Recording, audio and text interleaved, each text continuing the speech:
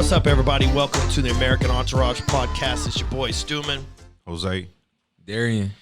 And we're talking about fans only today. Or is it only fans? Only fans. Only fans, right?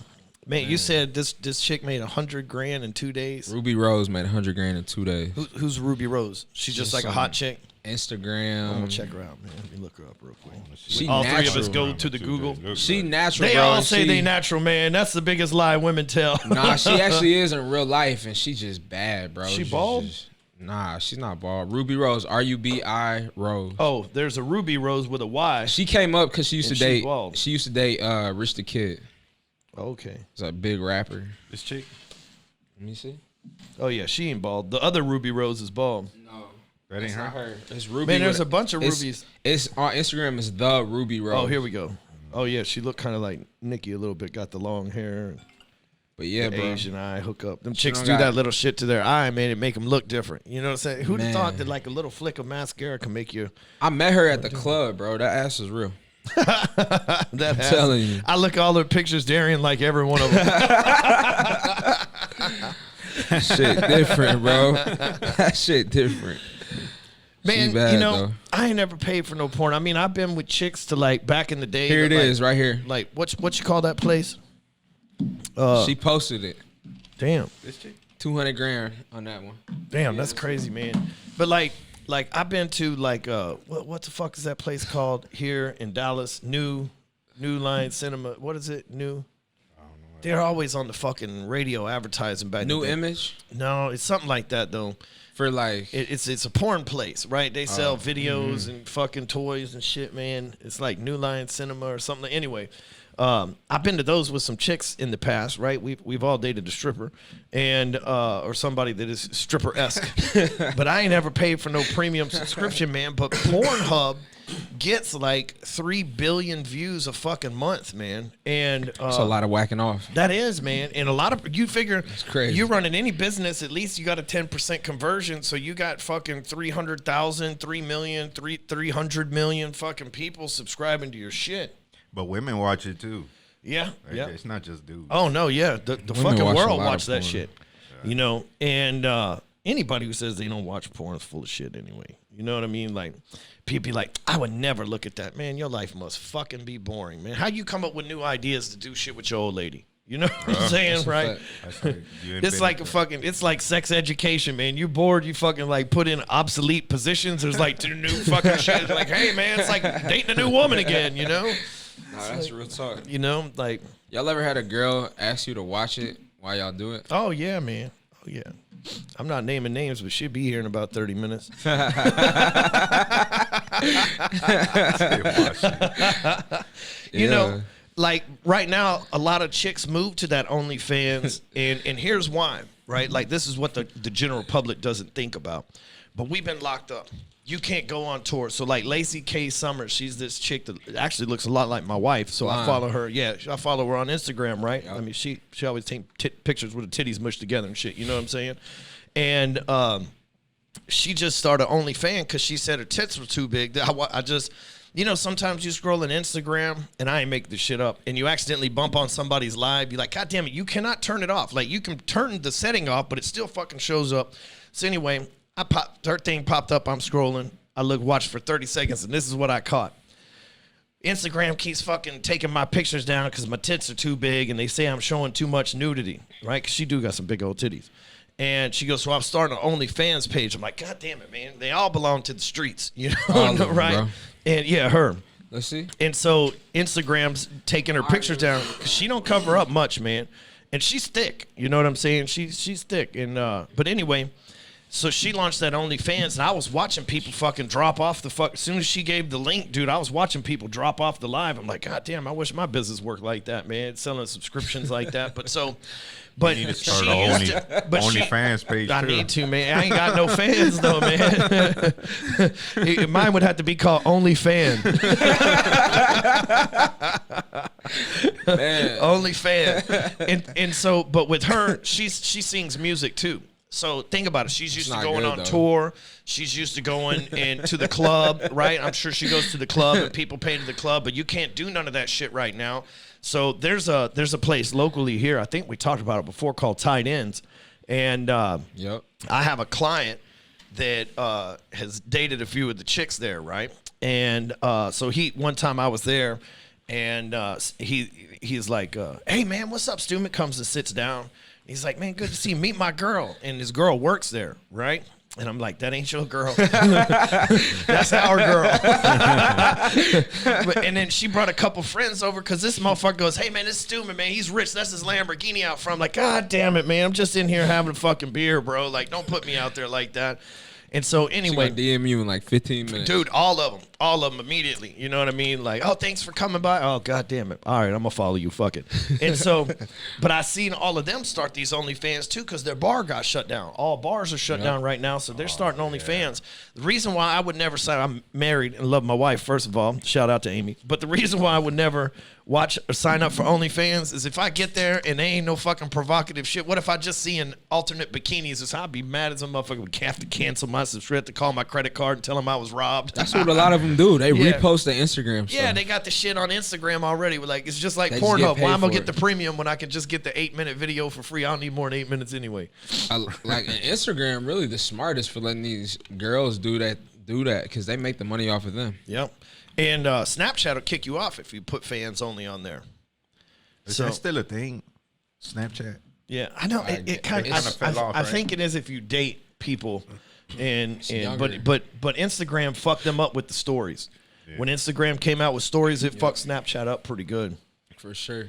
I feel like the only people on Instagram are like 22 and younger. I don't It's know, like man. their generation.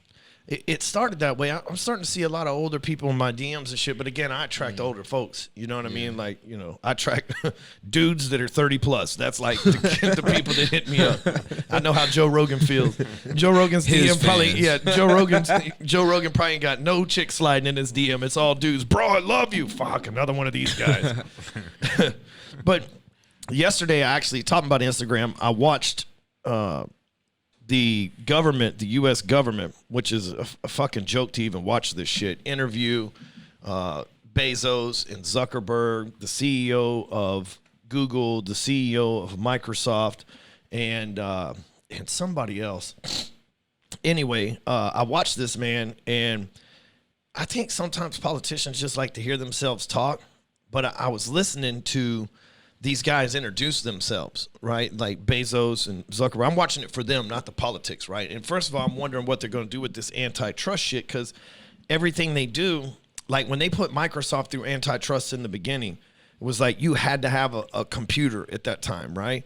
But you don't have to shop on Amazon. You can go to Walmart. You don't have to get on social media. You can stay the fuck off of it. So I don't know how they're going to do that. And they spun Google. They're like, "Hey, you guys have shut other places down so that they got to go through Chrome and they got to use Gmail, and you're starting a monopoly on the internet." So it kind of makes sense. But then again, the government probably just wants them to pay, whatever, right? But I listened to these guys introduce themselves, and specifically the richest man in the world. See, number one and number two right now is Bezos and Zuckerberg. They've passed Gates and they've passed Warren Buffett, right? Warren Buffett's actually struggling right now because his company is number 5 from the bottom of the list of companies that have lost the most money this year. So his net worth's gone down significantly. Wow. And a lot, this is things that they ain't talking about right now because everybody's watching other shit, but I'm watching the financial markets, right? And because that's going to be an indicator of what houses I need to buy, what businesses I need to go in, what I need to scoop up. So anyway, Bezos, the richest man in the world, who, by the way, last week in one day made $30 billion. One day. Could you imagine one fucking day, bro? We over here talking 30 about billion. we over here talking about some chick with an ass make 200, and Jeff Bezos is like, "Excuse my giant cock." You know what I'm saying? Like, fuck. But so he introduces himself, man, and they got 5 minutes to tell their story. And I listened to all of them, and we already know the other guys' stories, right? But Jeff's kind of a mystery. And he's not a public person. So, you know, Zuckerberg, he does his live videos, and the Microsoft CEO, he's got to do his video. They're internet people. Like, Jeff's pretty private, right? But he says, "I was born wealthy," right? He talked different than everybody else. He said, "I was born wealthy, and it wasn't in a sense of having money," which we had a little bit, but my mother became pregnant with me when she was 17, and she was kicked out of school. And he said, we had to leave Texas and move to Albuquerque, New Mexico, and she enrolled in college to finish high school and go through college. And you have to think this had to be in the 60s, where if you were pregnant when you were 16 or 17, right? She was obviously pregnant when she was 16 if she had him when she was 17. And he said, my father was a Cuban refugee. And he goes, not my birth father, but the guy that adopted me that ended up becoming my father was a Cuban refugee. And he goes, we were wealthy, although we didn't have money. My family did whatever it took to make sure that I didn't have to go through the struggles they had. My father being a Cuban refugee who left over there because times were bad. My mother being somebody who'd been kicked out of school. And I thought, man, this is a guy that's got almost $200 billion to his name, right? He's got $1 trillion company. I mean, that's shit that none of us can even fathom. Nobody listening to this can even fathom that. And he said, I left a very good job. I went to, I think he said Stanford. And he goes, I left a very good job on Wall Street to start a business with almost no startup capital out of a garage. And that business has grown to be the #1 retailer in the world right now. And I'm sitting here thinking, man, like, but the fact that he said, I grew up rich, but not with money. And that goes to prove, man, if you got two good parents, right, like that can fucking change the game for you, man. You know, like that's why I try to be such a good dad to my kid, man. But if you, I mean, he wasn't saying, hey, I grew up rich. He's just like, I grew up very privileged because I had to. I mean, and when you got all the money in the world, you start thinking about, you know, even somebody like me, I just got a little bit. And I start thinking about, man, some of the things I did or didn't have that might have gotten me further or set me back, you know. But it was cool to hear him say that. It's like I grew up wealthy, but not in a sense of having money, you know? A lot of people grow up with money and aren't wealthy. Yeah, you're right. We know a lot of, I mean, I don't know about you guys, but I know a lot of fucking degenerates that grew up with money and ain't got shit now, you know? I just messaged the chick earlier that used to be a client. Her family is really wealthy, and she would tell you, I'm not putting her business out there that she hasn't already made public anyway, but she inherited like $5 million when she was 21, start a crack habit. You know what I mean? That's what happens to a lot. Like there's a difference between wealth. Wealth isn't just money. I think wealth is a mindset, you know? It's a mindset. It is. Like, here's a guy that's worth all the money in the world, and he's like, my real value in my life came from what my parents gave me. And then here's a lady that I know that was given millions of dollars that, like, literally, she started smoking crack, you know? I really feel like financial struggle a lot of the times with some of the most successful people I see, and, like, even having to experience that by myself, it creates a different hunger and a different drive. You either decide to live with it or you decide that it ain't going to be a part of your life. Like, I think that comes from our academic institutions. We didn't grow up learning how to manage money. We're taught to work hard, go through these other educational institutions to get a good job, right? But they never teach us what to do with the money once we get that good job. I mean, I'm 41. I mean, growing up selling drugs, I never looked at money as something I needed to save. It was just coming in and going out all at once. I'd find ways, instead of finding ways to invest, I was finding ways to go and buy something new. Mm-hmm. You know, cars, jewelry, shit that depreciated over time. I'm 41, and just yesterday, Ryan taught me how to do my E-Trade. We went and signed on, and I'm all excited. I bought some stocks, you know. I'm all fucking excited, you know. But the shit feels good though, don't it? You're like, shit, I own a portion of a fucking company, bro. That's the realest shit though. Yeah. You know, and he told me, hey, every paycheck, put so much money in there. You know, $500, $1,000 in there. That shit adds up after, 10, 20 years. Yeah. You know, they compound interest. There's some people tell you, oh man, the stock market's dead, blah blah blah. Dude, my portfolio's up 41%, and I don't own nothing fancy. I mean, I own Microsoft, Amazon, Google. I've just had them for a long time. I figure the money's probably better off sitting in a company with the CEO that's got a college education and running a Fortune 500 company than it is with Bank of America, which, by the way, the only 4 companies that were less than Berkshire Hathaway right now, which is Warren Buffett's company, were Wells Fargo, JP Morgan Chase, Bank of America, and I forgot the other fucking bank. So, the National Bank. So you know why your money ain't earning no goddamn interest right now, because they ain't got no fucking money to pay you. They be borrowing people. Those banks borrow money from people like Jeff Bezos. Mm-hmm. And insurance companies. It's crazy. Yep. A lot of people don't know, but like State Farm is not a publicly traded company, but it's the third largest business in America. Yeah. Right? Like they do bazillions of fucking, and it's insurance. It's just it's like a casino, bro. They trade financial instruments with your premium. Yep. Yeah, and They got money for They days. make money on their money, you know? And then the banks go, hey, man, we fucked up, even though we're supposed to be the money people, but can we borrow some of that insurance money from you, you know? And they're like, sure, as long as you insure it with us, right? I mean, they just literally making money on money. That's it. But Jose, back to your point, you're right. You know, now that I'm a grown-ass man, I never understood. Now, I left school in the 9th grade. Did you graduate from school? I know you didn't, right? No. So I think that was kind of a privilege for me to not graduate because I didn't get indoctrinated into the grow up, get a job deal. I was like, I'm going to go do my own thing. But I knew I wanted to work in sales, and I knew if I just started then and got the experience, I'd be richer than any teacher that I had anyway. You know, not everybody has a natural sales ability or that figured out. I'm lucky enough that was my privilege. I figured that out early. But in school, man, they don't teach you what to do with your money. They don't teach you how to file taxes.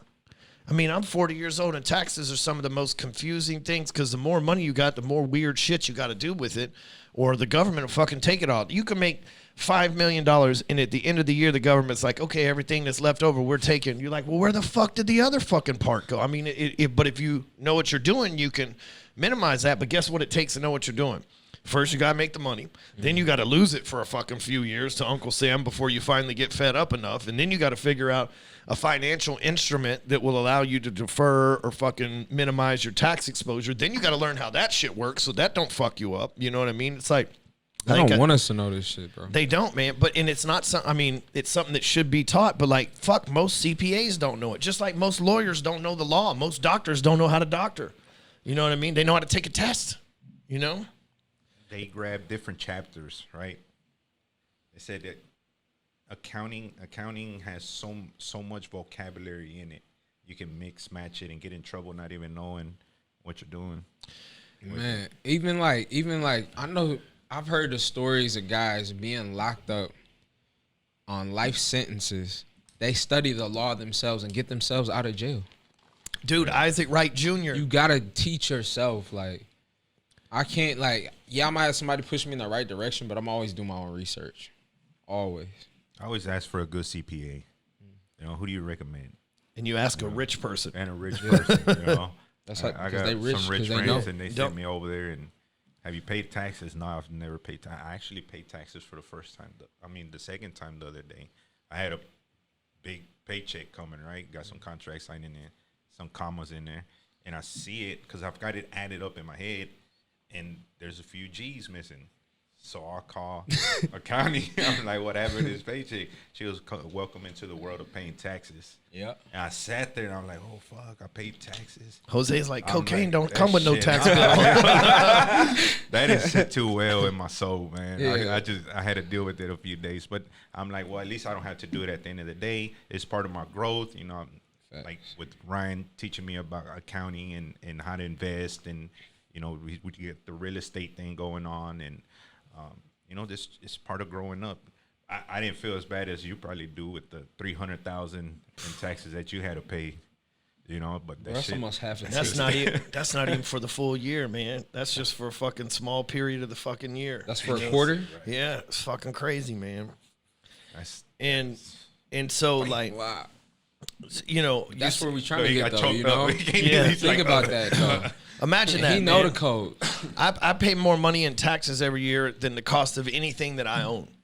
And I got some good financial instruments minimizing it. But I mean, it's more than my house. It's more than any car that I got. It's more than fucking my office rent. It's like, that's my biggest fucking bill, you know? And I have tried different ways now. I don't pay the 40% like everybody else does. I've got it down to about 15 to 18%, which is, I don't mind. I'm a patriot. I'm going to pay my taxes, man. But when you're making good money and you look at the government and say, like, hey, man, we want $1 million. Like, bitch, I worked my whole goddamn life for fucking $1 million. And you want it every year? Fuck, man. Can I get a blowjob? You know what I'm saying? Like, fuck that. Can I get the potholes on the fucking road fixed? Can I at least do that? Something You know to what I'm tell saying? Shit ridiculous. Can we fucking lower crime? Can we do something with my money, man? I know I'm paying for the whole goddamn police department with the fucking property taxes and income taxes. I know that covers the whole police department salary. Can we fucking get some lower That's crime? why the police department got a tank. No, they Yeah. got nice shit City over there of in Richardson, Frisco. I live in They Richardson. all around here got it, bro. Bro, they got a cop on every street. It was at the end of the month. I got flicked. I went to the store after I got my ticket, whatever. I was doing 60 and a 45. I come back out 3 minutes later. That same cop got somebody else pulled over. You can't tell me they not making at least They're 10 making million a year way off more of than tickets that. alone. Way more than that. Plus what they get from the city and the taxes and the state. It's ridiculous. And then they have roll a around tank. like They got two fucking tanks. Master P. You know what I'm got saying? two A tanks. goddamn tank. They got a no limit tank rolling around. Like That's crazy. it's fucking crazy. For what? For what? Exactly. Hey, what'd you write on This the is the envelope? suburbs. I think it was like 2 years ago. You were writing a check, paying your taxes on it, and you wrote something on the envelope like "spend it wisely." Yeah, I did. I put spend it wisely on there. I sure did. That's funny. Shit is corrupt. You know, but back to your point, there's a show on ABC that 50 Cent is the producer of called For Life. And if you haven't seen it, it's a great show, man. And it's about this dude, Isaac Wright Jr., who got a life sentence for a crime he didn't commit. And after 8 years, became a lawyer and got his ass out, right? He found these loopholes, spent all of his time, got himself out. And just the other day, shout out to Isaac Wright Jr., he commented on one of my posts. I'm like, oh, shit, man. That's hard. That feels really good. Because, like, this dude's got a TV show about him. That's one thing. But another thing is this dude is a self-made, like, he was a very successful black dude that owned a business and a club, had some knuckleheads that worked for him selling dope out of the back that he didn't know about. They put him on that RICO shit and said that, you know, they snitched on him because he's the one with money. You know what I mean? They were just employees. They're like, no, it was all him. And he's like, fuck, I didn't even fucking know, man. I wouldn't even know where to get this shit, man. I'm running the front of the club. These guys are moving shit out the back that I didn't even know about. The judges were against them. The DA conspired. Like, the real RICO is the motherfuckers on the other end of the bench. You know what I'm saying? Those are the real motherfuckers. Like if you're a convicted criminal without a bond, which is what they did to him, a charged criminal without a bond, you can't go talk to 4 or 5 people and put a case together and just go into court and talk some common sense like, hey, man, he did it. Here's how we know he did it, blah, blah, blah. Like, they have this whole formality that you can't fucking figure out unless it takes you fucking 8 years to go through school, right? But meanwhile, the judge and the DA are like, hey, man, we just need to fucking bust this guy. He's fucking stepping on our toes over here. And the judge's like, okay. You know, I'm listening to Keith Richards' autobiography right now. You know who that is? Mm-hmm. He was the Rolling Stones guitar player. Oh, shit. Hey, man, this motherfucker, the first sentence of the book is I went 30 years of my life only sleeping two nights a week, which means that I've lived 3.5 lifetimes consciously, right? Like, this motherfucker was a party animal. Like, when he dies, we smoking his ashes and getting high. Like, this motherfucker has done it all, man. It's like Fear and Loathing Las Vegas type shit, crazy. right? But he was talking about he got busted in Memphis one time, and they had to call the judge in. The judge was drunk. The judge stopped in the middle of the fucking hearing and went across the street before the liquor store closed and bought some more shit that he was drinking on the bench. This is back before there were TVs and courtrooms and shit. The DA was the judge's brother, and they're trying to put these fucking, rightfully so, it was his dope, but they're like fucking over here, but he's got a good lawyer. And the lawyer's like, you guys didn't have the right to search that car, so whatever the fuck you found ain't our business anyway, right? But the judge's brother's like, hey, man, you know, but could you imagine that? Like, if like, luckily for them, they were the Rolling Stones at that point. But if me and you go into court and the fucking DA and the judge are brothers, how fucking RICO is that? That's real racketeering and international crime organization for real. And it's a check, too. And it happens every fucking where. Like the governor of New York, Cuomo, his fucking brother's in the news. His fucking father was the governor of fucking New York. Like, they come from everybody intertwined. His other fucking brothers, like the DA there, you know what I mean? The attorney general or whatever the fuck. They're all fucking tied in together, man. Are you going to tell me and you going to go to court if we make one of them mad and we're going to fucking win? You'll get Chuck Rhodes. That's it. That's right. And his dad's a billionaire in that show. His dad's a billionaire. His fucking wife's working for the fucking hedge fund. They're all fucking tied in together. And even on a smaller level, it's a check for them. They all make money and money under the table. Yep. When you pay your lawyer, like, they say if you want to beat a murder, it's going to cost you $1 million. Where does that money going to? Yeah. Not straight to the lawyer. Yep. You're right. How the hell did OJ get off? I think it was $5 million. He dropped $5 million. That motherfucker had Johnny Cochran and Rob Kardashian He 5 had million. The 2 baddest lawyers in America. And everybody know he did it. Fuck, he did a show called If I Did It and told us how he did it. You know what I'm saying? Like, it's crazy. Poor OJ, they done got even with him though. He done spent fucking 10 years in prison. He's out of there. Yeah. He out now though, right? I think so, yeah. But even on a smaller level too, you got to think about how every person that they incarcerate is a check. Yep.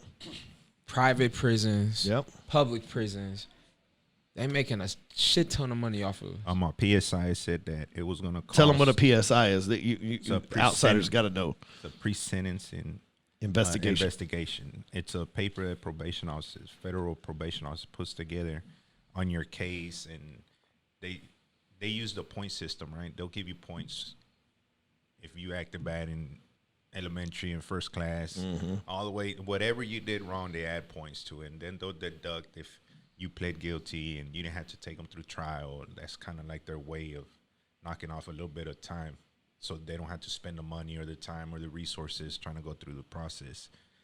On a pre-sentencing report, it says that it's estimated that it was going to cost the federal government $38,000 a year to house me in a federal facility. $38,000, bro. I'm out here. I don't even spend that on myself, and that's with Eating good, living in a nice apartment. Driving a nice car. I don't even spend that a year, so I don't know where that money goes to in there. All they do is put me in a cage, allow me to go run around there wrecking a little bit, get into some fights, put myself at risk of getting stabbed, put me in the shoes, ship me off somewhere else. And that cage, the cage that you and I were in, was 100 years old. It was, that cage then been paid for fucking 90 years ago. You know what I mean? It was actually a World War II. Yep. POW camp. They making pure profit at this point. They are. You know, it still can't fix the goddamn road. Fuck, I ain't no telling. Well, I tell you what, Warden Burkbile, who was our warden there in Seagoville, when I got out of the halfway house, I moved in with my parents, right, for a couple of weeks. I think I lived there for a month and a half. And they probably live in a six, maybe $700,000 home, and it's probably the cheapest home in the neighborhood. In all reality, they're in their 60s now, so they've worked their whole life to be able to get that house, you know. And Burkbile lived fucking 4 doors down from us.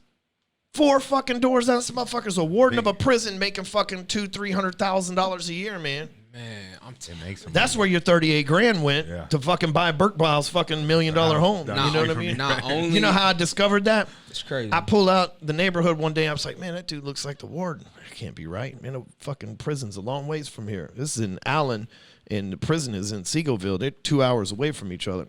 Then I'm at 24-hour fitness working out one day, and this motherfucker's on the bench next to me working out. Because Burkbile was swole. Yeah, you know what I mean? Like, he was one of the wardens you didn't want to fuck with. Like, he looked like he could probably fight pretty good, like a kickboxer or some shit. This motherfucker's on the bench next to me, and I'm like, hey, man, you the warden over at Seagoville? Why are you asking, man? I'm not asking shit. And so I'm like, this motherfucker lives in my parents' neighborhood, man. This dude's making big money. We did a loan. Wolf, while I was in there, I'm like Andy from Shawshank Redemption. We did a loan for just a regular guard, man. Just a regular fucking C building guard. The dude made 70 grand a year. Yeah. They with money. Government benefits and a 401k. Not only is they getting paid from the government, you know, if you got bread in prison, you can get a phone. You can get girls. They making, some of these wardens probably make like 250, 300. For sure. 150 is under the table.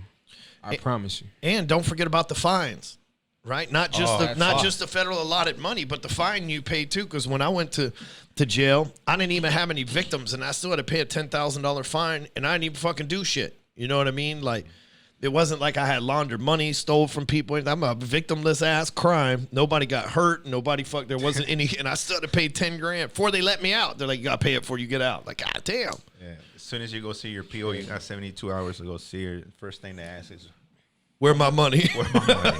We're going to put you on this payment plan right here. If you don't pay, we're going to send you back. Yep. And in prison, they're like, every time you get money on your books, they'll fucking take the shit from you until your shit's paid off. So like, I have to find somebody like you that ain't got a fucking fine, and I got to have my wife send fucking money to you in prison so you can buy me ice cream. You know what I mean? Like, it's fucked up, man. Right. But that's pimping. It is. That's pimping. You're sure right. But think about this. These are facilities, like, they ain't building no new prisons. They ain't building. These are all paid off mortgages. These are paid off apartment complexes that they're fucking just cash flowing the fuck out of, man. But again, the real conspiracy, and there's more people incarcerated right now in America than there ever was slaves, than there ever was at fucking war with each other. It's fucking crazy. It is the new slaves. That's why people all the time like, well, you know about slavery. Well, I worked for the government for free for 3 fucking years, so I kind of in the field picking fucking cotton in a field. I shit you not. Like, I fucking know, you know. And I didn't do that in the federal system. The federal system, you sewed. Remember, I had a bullshit job cleaning a closet, but in the federal system, what they have you do is each unit does different shit for the military. The unit we were on made uniforms for the military. So you get paid $3 a month, like a Chinese slave, to fucking sew patches on military uniforms. $3 a month. In the state system, you got to grow your own food. So we grew cotton and we grew fucking vegetables to fucking feed the other inmates. And then there was another one that grew chickens. I lived on one that we was a pig farm. You want to talk about some nasty shit, man. You ever been on a pig farm? God damn, imagine, just think how dirty pigs are. And then think of a pig farm and then think of a prison pig farm. With no AC. Stank. It stank. Yeah, fucking horrible, man. Horrible. But so, how do we stop this shit? Man, you know, here's the thing. I know how to stop it. You know, we stop trying to defund the police and we start voting for fucking honest politicians. And I don't mean state senators and shit. It's with them. But we got a bullshit mayor. We got bullshit judges. You know, we can elect judges. That's how it fucking works. And the only way to get federally appointed as a judge is if you've been an elected judge for a period of time. But here's the thing. People go to the polls right now and they're like, fuck Trump, I'm voting against him. But then a year later, we're supposed to go back and vote again for the fucking judges and DAs and nobody shows up, man. These motherfuckers win control over an entire county, an entire city for fucking 10,000 votes. My county has 1.5 million people in it. In the last fucking vote for the DA and the judges, less than 25,000 people fucking voted. We only see that. I think this is the big, you know, a magician will get you looking at this hand while he's doing whatever with this one, right? I think the big sleight of hand in America is vote for president who really don't do shit. Like, the president really don't do shit. Like, think it has to, by the time it gets to the president to get signed, he can't make a law. It has to come to him, and it has to go through the senators. It has to go through the Congress. It has to go through all this shit, get sent back, fucking renegotiate. All he's doing, he's CEO, just like I'm not the one in the trenches doing this shit either. But we don't vote for the people who are in the trenches. We don't show up for that because America says, hey, fucking Trump Biden, or Trump Hillary, or fucking Obama Romney, right? And you got to fucking, that's what we're all paying attention to. Oh, fuck, big presidential election, when really, we need to get these fucking judges out of here. You know, and I didn't realize how powerful judges were until bitch-ass Clay Jenkins in Dallas start fucking stunting. And I'm like, damn, who the fuck made a judge in charge of the whole county? I do a little God damn, that's their fucking job. I had no idea. It's probably important that we vote for that motherfucker. I guarantee you the dude didn't get more than 30,000 votes in Dallas County, which is 8 million people. I guarantee you that motherfucker won by fuck. Nice. But so what I didn't tell y'all was I had a lawyer that cost me the 15 grand that we were talking about earlier. And to get convicted, it was 15 grand to go to jail. Okay, by the way. And I think we talked about this a little on the last episode, but we got him elected as district attorney in Dallas. Don't take very many votes. You know what I'm saying? We just got the people in the hood to turn out because the good other fucking people wasn't paying attention. You know, John Wiley Price said, hey, man, if we get the fucking black people to turn out, all them white folks in Highland Park won't even know what hit them. And he wasn't bullshitting, you know, and because those folks were caught up in the presidential thing and they don't even think to go vote for the fucking DA. So we get Craig elected. And here's what Craig did. Craig's a great guy, man. Great fucking guy. Democrat, Republican. He's a Democrat. But what I'm saying, like, don't fucking matter politics. He's just a good dude. So this is what he does. He goes in, he starts something called the Innocence Project, right? And he goes in and he says, man, fucking, this guy didn't rape nobody. He been in jail for 37 years. Get him the fuck out. Who looked at this paperwork? Who fucked the judge and his brother? You know what I mean? He's like, fucking let this guy out of jail. And signs the fucking paper, gets the dude back in court, and starts taking the side of criminals. He let 16 life sentences out within 2 years. You know what they did to this motherfucker? What? They fucking filed paperwork and had his ass fired. You know why? He's letting innocent people out. in it. So these are people that been in jail 25, 30 years that didn't even do shit. Discrediting. And they weren't all black. They weren't all Mexican. They weren't all white. It was an assortment of fucking races. So it wasn't like black guy comes in here and lets off his black friends go. It wasn't anything shit like that, right? Because Craig's black, so they couldn't discriminate on him. None of that. She was letting white dudes out, Mexican dudes, black dudes. Ain't no Asian people getting life sentences, right? So like these folks get out of jail. And what would you do if you did 30 years for a crime you didn't commit? What would you do to the city? Sue the fuck out of them, right? Yeah. So now all of a sudden the city's facing fucking $20-30 million in lawsuits, so they got to get Craig the fuck out of there. So it was more important to them that they not lose $16 to $20 million in lawsuits than it was that a fucking dude's freeing fucking innocent people that didn't do 30 years of life, bro. Of your life, man. How old are you? 27. Fuck, you ain't even lived that long. Imagine if you had lived all this fucking time in your life in prison for some shit you didn't do because of your skin color or maybe being in the wrong place at the wrong time. Like every day. That would make me like 57, bro. My life would probably got like 13 years ago. Hey, man, if you do anything for 30 years, what we know is institutionalized. Like that's all you know. The world's fucking scary to you on the outside because you're so used to being in a cage. It's like you ever rescued a dog that's been locked up or abused? That motherfucker ain't never right again.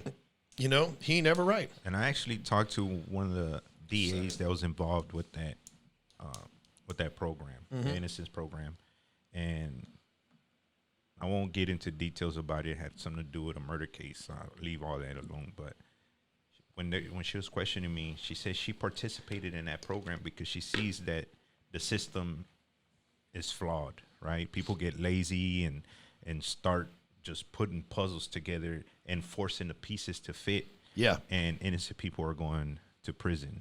And she says she participated in that because she believes in something, in a real structured system. She ended up getting moved over to Austin, so I lost communication with her. Yep. But even from the DA, even from within their own organization, know that it's flawed. You know, I got 18 years. I didn't get caught with anything, with nothing. So when they pick me up, I'm like, shit, I ain't get caught with nothing. I'm good. Man, they hit me with 18 years, relevant conduct. That's what they called it, ghost dope. Yeah, ghost dope. Shit. Fuck. That's not even like. That's like you saying, hey, I bought a gram a day from Jose for 20 years. They go 365 times 1 for 20 years. All right, we charge you with 100 kilos of coke. But you don't got the gram, and you don't got video of buying the gram. It's just your word, and they put That's the most corrupted shit. Dude, the federal system's full of them. They call it ghost dope, RICO, fucking, it's a conspiracy. It's all the fucking same shit. It's basically somebody said you did some shit. They couldn't prove that you didn't do some shit. You didn't have enough money to prove that you didn't do some shit because it's your word against somebody else. Fucking over with.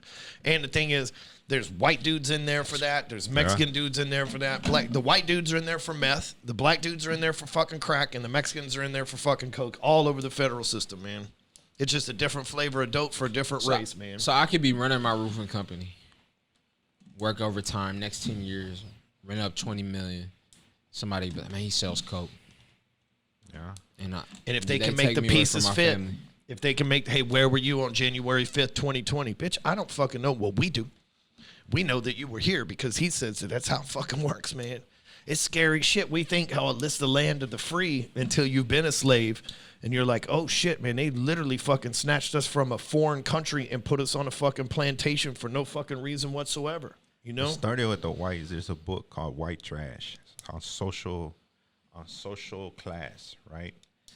Great book. It's Who's it by? New England. You'll see the book in there. Look it up on Amazon. How England found the higher social class. They used to see like beggars and criminals running around. So they grab them on this boat and threw them over here. I think they ended up in Virginia is where they first started. That explains a lot about Virginia, actually. So they grabbed all of them, put them over there, and sent people to teach them how to build, how to grow tobacco, things of that nature. They were actually the first slaves here, and they were treated bad. If you owed me money, right, we would sign a contract of you being to come work for me and your kids come and work for me for 14 years. After that 14 years is done, your payment is paid. Yeah, they call them indentured servants. Right? Yep. So they were the first ones. And I'm reading it on Social Class, and I think that's what's happening now. I see that happening now. You know, even with you, if you got money, you're white, but you got tattoos and all that. Now, if you go up there to them uppity up dudes with the wear suits and everything, they'll just look at down on you because you're not in that social class level. Yeah, I can't be going and hanging out with the Skull and Bones crowd. You know, like the Harvard graduate, you know, elite. Like those folks ain't gonna let me in. Shit, you won't want to anyway. Them people, man, them people. They don't evil as party like hell, I bro. do anyway, man. I have good parties. You know, but going back to how we can fix things, I think one set of crowd that that is way underappreciated, way undervalued, is the people responsible for our children's mental development, right? Educational development. It's the teachers. They don't get paid shit at 30, 40, 50 grand maybe. And what kind of incentive is that to be underappreciated and work that much harder to develop a child's mind or take that time to actually teach them, right? I'm not saying not all teachers are lazy. They're not lazy at all. I just feel like they're underappreciated and there's no incentives there for them to want to be greater teachers or better teachers, right? Actually, my ex-wife was a teacher for 8 years before she went and got her master's and became a diagnostician. And she loves the environment of being around the children and helping develop their minds, but there's no incentive there. No, you're right. There's actually incentive to go backwards a little bit. Yeah, You know? I want to It get makes lazy. I teachers get not paid the care. same thing. Yep. You That's know? why I put my And- kids in private school. They You gotta know, even like with you, Man. you're self-taught. You taught. There was an open opportunity. You saw an open market. You attacked it, but it took some type of mental intelligence, some type of IQ, something that tapped into your brain to say, "I'm going after this shit." You knew that there was a good opportunity measurement. Now you're good with numbers. You're good with copywriting, but those are self-taught. Yeah. Based I off learned them in school. of but based off of your upbringing, something educational was already embedded in your head to see the opportunity and attack it. And I think that's what we're missing in society, or how to be a free thinker, right? How to think on your own, how to go and research your own information and not listen to the mass, how not to be a wolf and not a sheep, right? That's where it starts. So when they're our age or voting age, 18 years old or 21 years old, when they're available to vote, at least they've done the research and understand the things that Ryan's talking about right now, right? To go and vote for the new judges, and not just because you hate Trump. You know, I think Trump's the one that's dragging more people that never voted to the polls, you know, but based off of emotions, based off of what other people are saying, not their own information. But sadly, he's not the important one. You know what I mean? We go vote for Trump or Biden. They're not the important ones. You know, they're the distraction to keep us from voting for the important ones. Because let's say you run for office. And all you need is 10,000 votes, bro. I can fucking make a post on Facebook and make that happen for you. You know what I'm saying? And the other guy ain't thinking ahead like that because he's fucking busy lining his pockets, man. You know what I mean? If it don't take much, you know, I realize that I could actually run for political office. There's fucking Washington's full of fucking criminals, felons, convicted felons, like for real felons, just like us. Was it one of his homeboys? He just got him out, didn't he? Yeah, I mean, like, dude, fucking yes, he did. And there's like, the fucking Washington's full of them that have been elected. You can be a felon and get elected, right? And so, you know, I think about it all the time, but I think, man, I would have to leave my job, which pays very well, you know, and so that's the other thing is the good people. They don't want to become a politician because they already got a good job and they already got this, and you don't get labeled with insider trading and fucking blah, blah, blah, you know, and they don't have somebody they can turn it over to yet, you know. That's what took Trump so long. Trump been trying to run for president since the 80s. But the reason why is he's like, I'm making too much money to go fucking do this. So when you're 70 years old, instead of retiring, what do? You run for president. That's Biden, fucking, you know, he's 78 years old. Fucking now it's time to run for president, you know.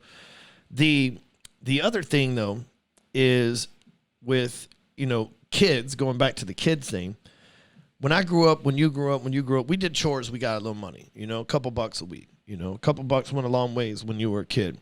Nowadays, shit, couple bucks a week don't even buy fucking candy anymore, you know, for real. $10 a week don't buy you no damn candy, man. Like 3 Butterfinger king size, that's it. You know. I remember when chips used to be like 25 cents. Yep, same here. They had the penny and nickel candies. You Yep. grab a handful. Yep. And pay. So that was even before me. Yeah. And so, yeah, we got a few years on you. We got over a decade on you. But so for my kid, and I learned this from this kid I saw on YouTube about 6 years ago. When my son, who he's got one more year before he's 10, and then my next son has 2 years before he's 10, and then I got a 3-year-old, so he got 8 years. But when they're 10 years old, instead of them doing chores and getting paid, which they're going to have chores anyway, right? I'm going to make them read a book every week and write a 5-page book report on that book, and then I'm going to give them fucking $20 per book. Hey, man, you read your book this week? You want your $20? If not, I'm not buying you shit. I'm not getting you a haircut. I'm not doing nothing. Read this book. Of course, my kids, I don't think will give me struggle with that. My kids are already reading and wanting to read books anyway. They'll come in my office and go, hey, what's this book about? You know, because I got a lot of books. So then what happens is, man, fuck, if the teachers fail me. They're going to be different. They're going to be real different, man, because I'm not going to give them fucking the Cat in the Hat books. You know what I'm saying? Yeah. I'm going to tell these fucking guys to read Think and Grow Rich first. Here you go. How to Win Friends and Influence People. $1 Million Mindset by J. Paul Getty. You know what I'm saying? Like, I'm fucking, dude, every week, you know? And they're reading a new book every week, you know? And that's when kids are, like, creative. Kids are the biggest free thinkers in the world. So you got to shape that mind. Indoctrinating that in your kid. So, man, for those of y'all listening that are parents, I just gave you the game. I just gave you the game. You want your kids to operate different and have a different operating system? I just gave you the game.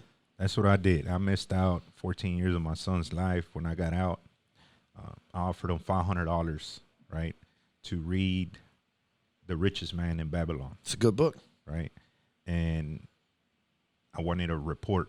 So what he did, he went, read it, wrote down some of the thoughts on the pages, and I told him, no, I go back and tell me what you got out of it. Don't tell me what you read on the book. I've read the book. What'd you get out of it? And he gave me a 3-page report and on his own thinking, like you said, free thinking on his own and how he can apply it. And I told him, okay, you want to make some more money? He goes, yeah, I want to read another book. So I took him back. He got Frederick Douglass. So why are you grabbing this dude? He goes, he was a slave. He learned how to read. He learned how to do everything that he wasn't supposed to at risking his life doing it. I said, well, you know so much about him. Why you want to read it? Because I feel the same way. I want to learn. My life isn't at risk, but if he's willing to sacrifice that much, I want to know what inspired him to do that so I can do it too. How old is he? You know, he's 17 now. But I started on when he was 14 years old. This is when I started paying him to read books. Now I don't got to pay him to read books. Way ahead of his time. Yeah, he's doing it on his own. See, I taught Jose to read books. Yeah. Actually, I wasn't into reading books. You know, I had read. We're laughing, but I ain't bullshitting. We read the first. Shout out network marketing. That's how I got into it. Yep, Yeah. same here. Yeah. I think every kid should have to go through network marketing For too. sure. Yep. Because my parents, like, don't get me wrong, they're great.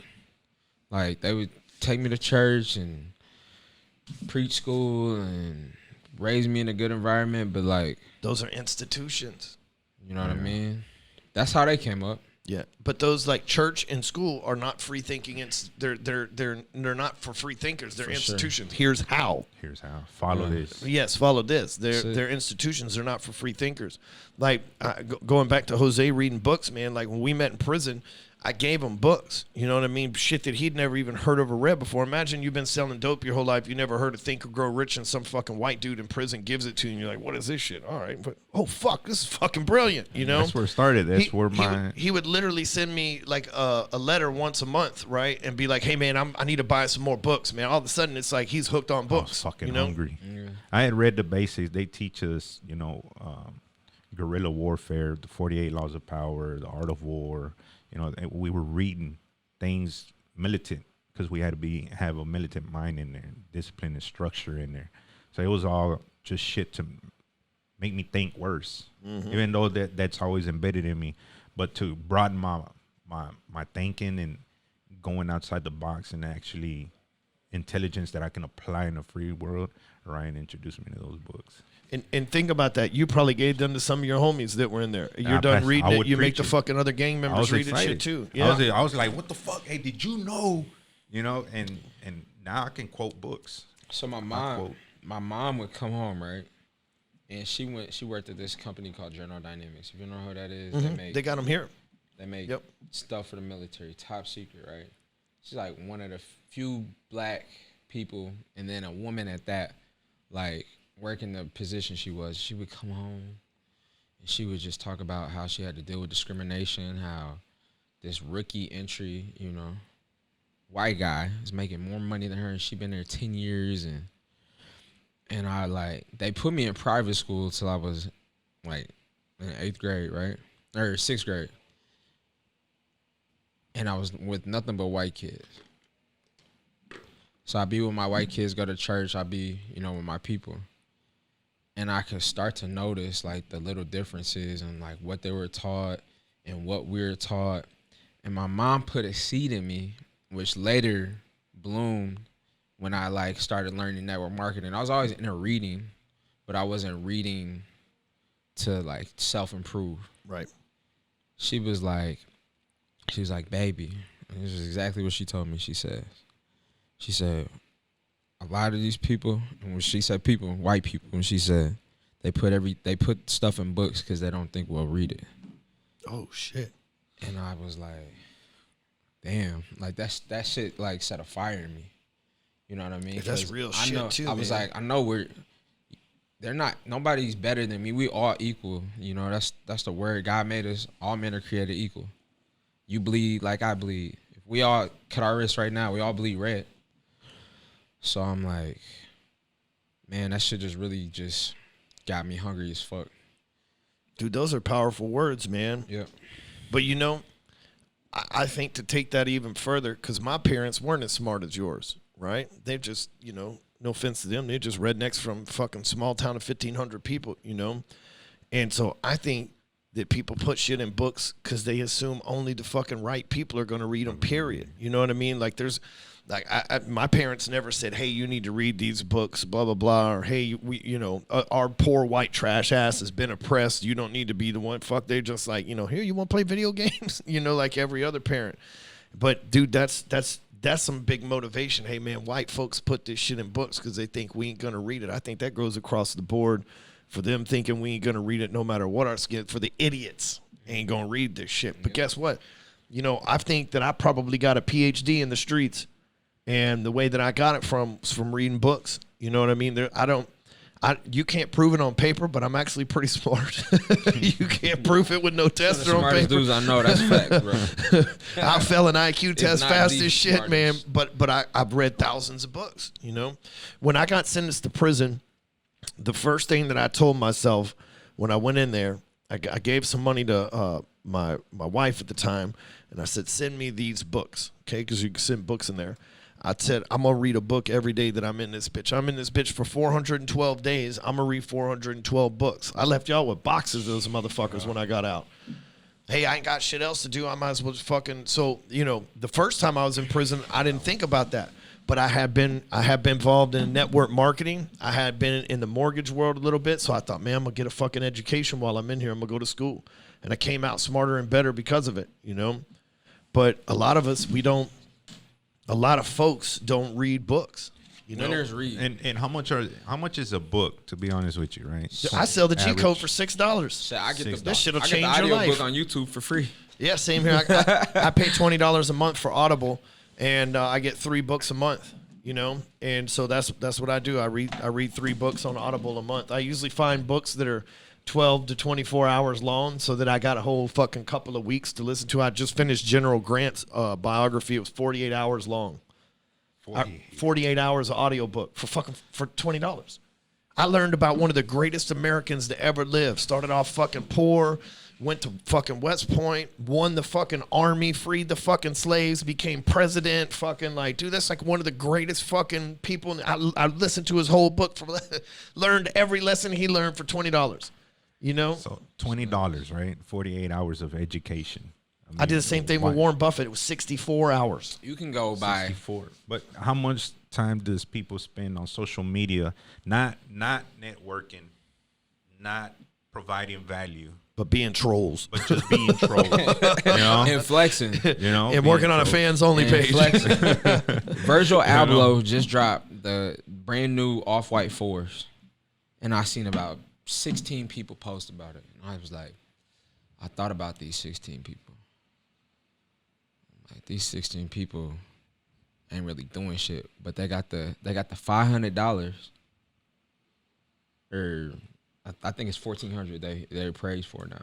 What is that? I don't even know what the hell that is. It's like a Jordan. It's like a Like those?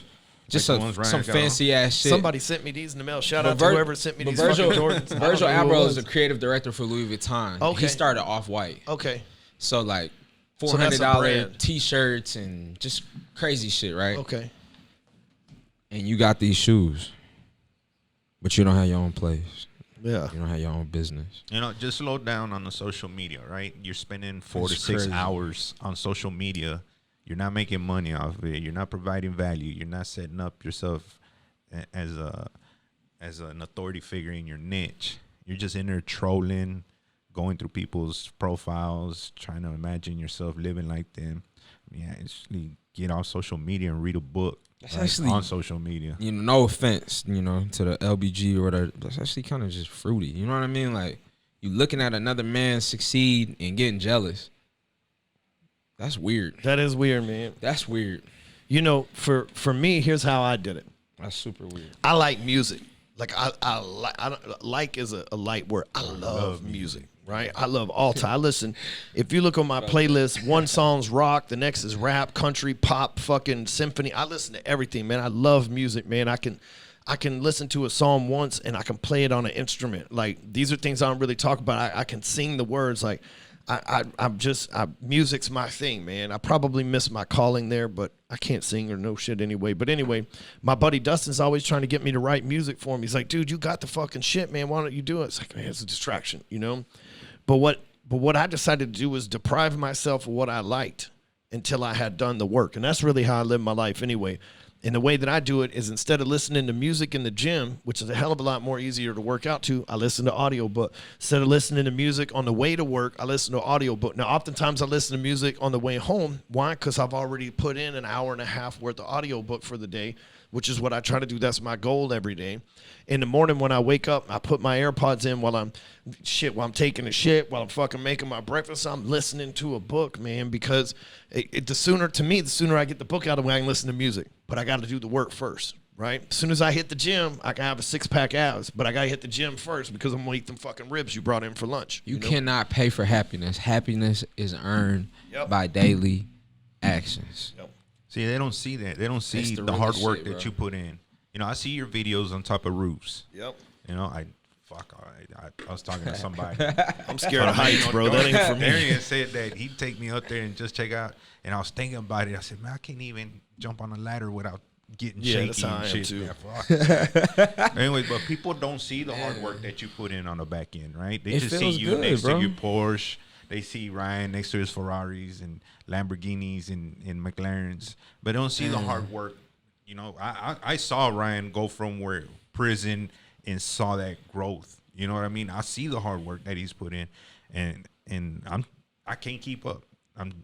Even though I did a little bit more stretch than he did, Yep. I can't keep up with the dude. Average dude can't keep up with him, just like they can't keep up with you. You know, a lot of people that come from Detroit, you know, they had the same opportunities you did. Yeah. You know, they don't see the back end. They just see the nice clothes, the nice cars, and all that. And they're sitting there thinking, well, fuck, you know, they're just lucky.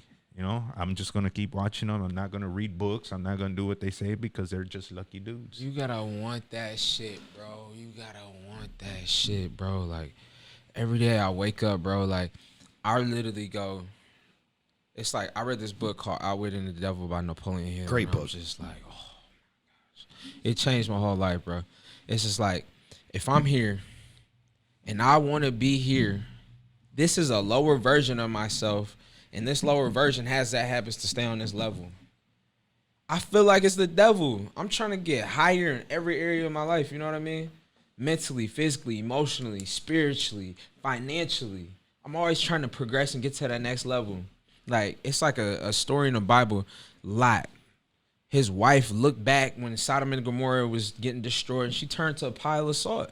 I'm not trying to turn into a pile of salt. I'm trying to stay focused and keep it going. Because if I'm not constantly growing and elevating and taking shit to the next level, I feel like I'm dying. Literally. Yeah, It's a disservice to the life God gave me. I'm like, oh shit, it's time to get to work. You know what I mean? And then at the end of my day, and I did everything that I said I was gonna do, now I got a confidence. Like, you can't, and that, you know, you gotta, that shit feel good, bro. You know what I mean? You can't tell me shit. And you sleep good. Man, I can't go to bed without my I's dotted and my T's crossed, bro. On everything, bro. Like, I will fucking, till I'm blue in the face, but I'm like, I'm done. Now I don't have to worry about that shit. Success attracts more success, right? Even like you said, the small wins in your life, they attract more and they attract more and they attract more. More opportunities start coming to you because that momentum's there, that confidence, you know. And that's where I'm kind of at right now. Like I told Ryan when he started mentoring me on investments and saving money, I saw him not spend money. He's already made his million. He was driving an Infiniti, you know, all that. I mean, he was living in a nice place and living good, but he really didn't start making it rain until he was like well established to the point where it wasn't gonna break him. He wasn't gonna be fake about it, you know. And that's what I told him. You know what? I need to take a page out of your book and do the same thing. Live way beyond my means. Invest my money. Be wise with it. And once I get comfortable where I can go and make it rain a little bit without it hurting my book, then that's what I'm gonna do it.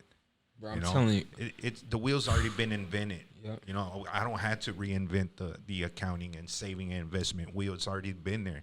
I just got to go do it. You know, and I think that's the hardest part is I like to spend money. You know, I like Gucci shit. I like, you know, I had a Maserati. I had it for like a day.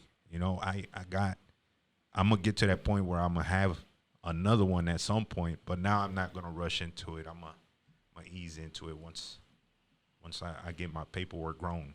It's a few years of sacrifice for a lifetime of freedom. Yeah, but I'm gonna put in the work. That's it, bro. It's like, and you know how much humility that has to take, bro. I could go get a Lambo today,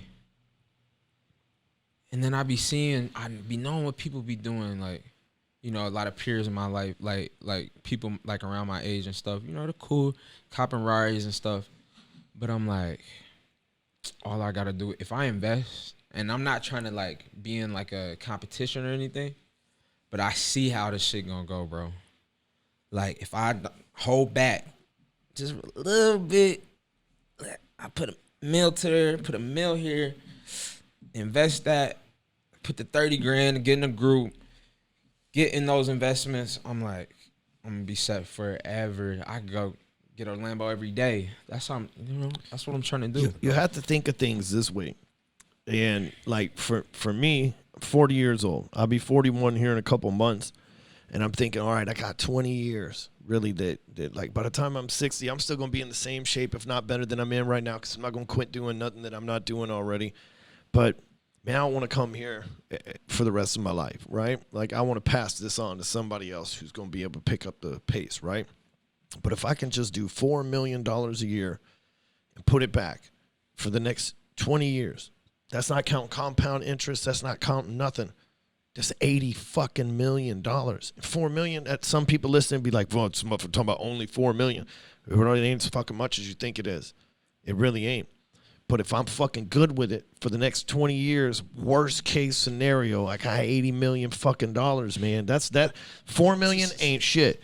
80 million will set you up for fucking the rest of your life. So many people trying to retire on their Social Security check, but they're wearing Gucci shoes and they fucking like I seen a lot of people from the neighborhood I grew up in.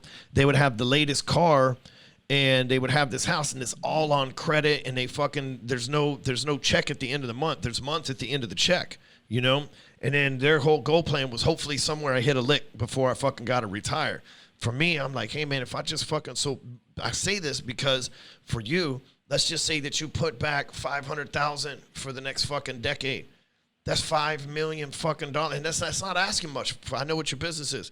That's $5 million you got, and you could go fucking buy whatever car you want, and then don't buy it. Just know that like this is how I roll. I got the cash to buy everything that I own, but I'm fucking using the cash for other shit, and I'm financing what the fuck I own because rates are 3.5% anyway, and I'm gonna make a bigger margin on my cash anyway. And so, you know, the fact of like, hey, man, I fucking got this car, but I'm only going to pay for what I use on it. Somebody the other day was like, hey, man, this dude leases this McLaren. Yeah, it's a $355,000 car. I got a $139,000 lease on it. I'm only going to pay for what I fucking need over the next 4 years. Yep. You know, and I'm gonna make money from the damn thing. But at the same time, like I'm only going. Why would I pay $355 cash and lose out on probably $600,000 over the next 4 years that I'm gonna drive the car? Or I can pay $139 coming over the course of every fucking month at $2,800 a month for the next 4 fucking years. Then I got fucking time to free up my money. I can make money on my money, or I could have fucking dumped it into it. Imagine that in your world. You know what I'm saying? Like, you're 27, you go buy a fucking Ferrari right now. You know what it's going to take to make you happy when you're 40? A Pagani. Those motherfuckers are $4 million. That ain't no goddamn joke. That's hard. That's a hard level to get to on cars. You see what I'm saying? Like, you can't. That's like losing your virginity. You can't fake a Pagani. Yeah, and that's like losing. You can't fake a Pagani. Yeah, because there's only 300 of them. You can't fake it. And that's like losing your virginity to a supermodel. What a shitty way to lose your virginity. It sounds good on paper, but then you ain't going to fuck nothing like that again the rest of your life, you know? You're going to be in pursuit of trying to find that thing that makes you happy again, and there ain't a whole lot of them out there, and most of them get wiped up by the Tom Bradys of the world, you know? That's it. So, well, man, our hour's up today. We had a good ass conversation. You guys are getting way better at this, man. You know, we talked about this last week too. We getting Jose to loosen up, man. I think he said at least 20 words this time. So hey, you can find me on Instagram at Hardcore Closer. Jose Escamilla Jr. You can find me at Darian Stevens 1. That's DARIAN Stevens with a PH 1. Cool. We'll catch y'all next week.